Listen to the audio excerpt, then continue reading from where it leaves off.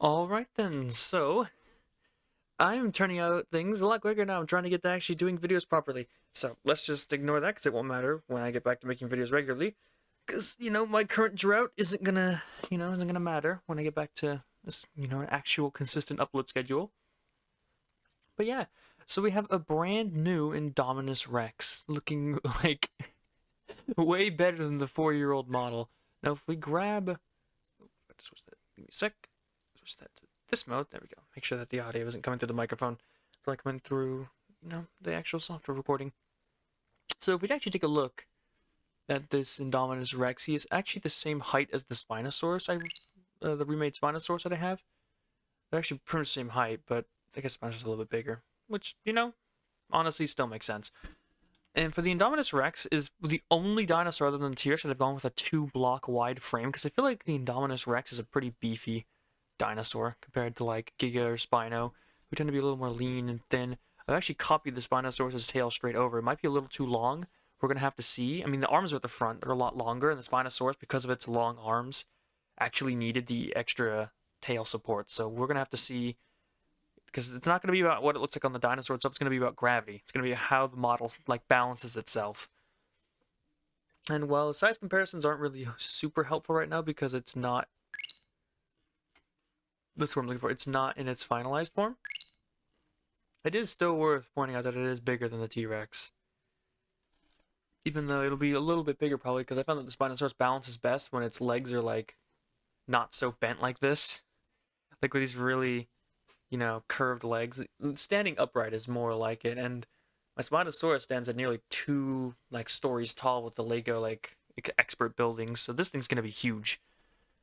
And I mean, let's also compare it to. Let's not save that. We're fine.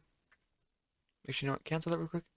I think I don't know if I saved that, but I made a few small edits. So let's just make sure I save that before I start. I added like 3 extra pieces, so it doesn't really it's not like a super big change I need to talk about.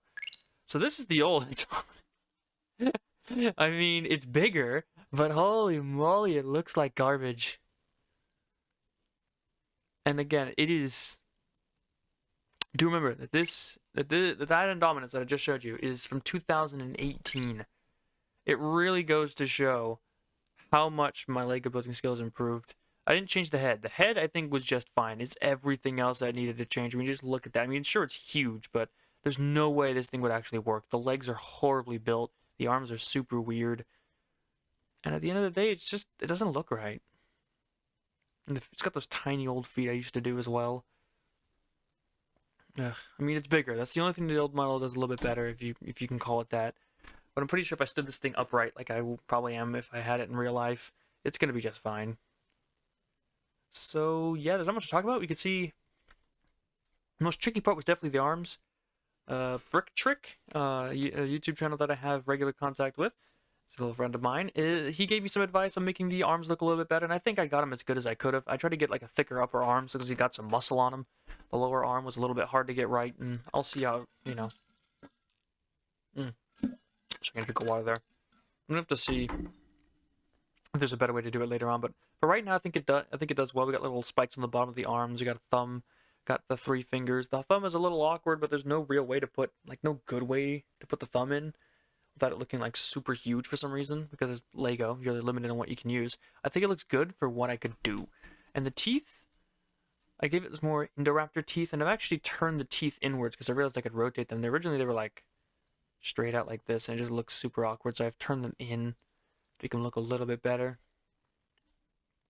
I wanted that sort of, the monstrous sort of appearance that the Indoraptor and Indominus go for. I've even added some extra spikes on the side over here to give it that more Indominus appearance. You can see, I went with more jagged spikes than I did on say the Giga or something. Because again, the whole thing about the Indominus is it's supposed to look brutal and over the top, so why not? Go with as many spikes and protrusions as you can.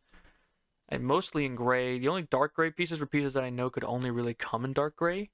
So I can't order them in light gray or anything.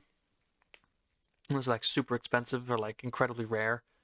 So yeah, I mean, there's not much else to say. It's another carnivore to add to my group of carnivores.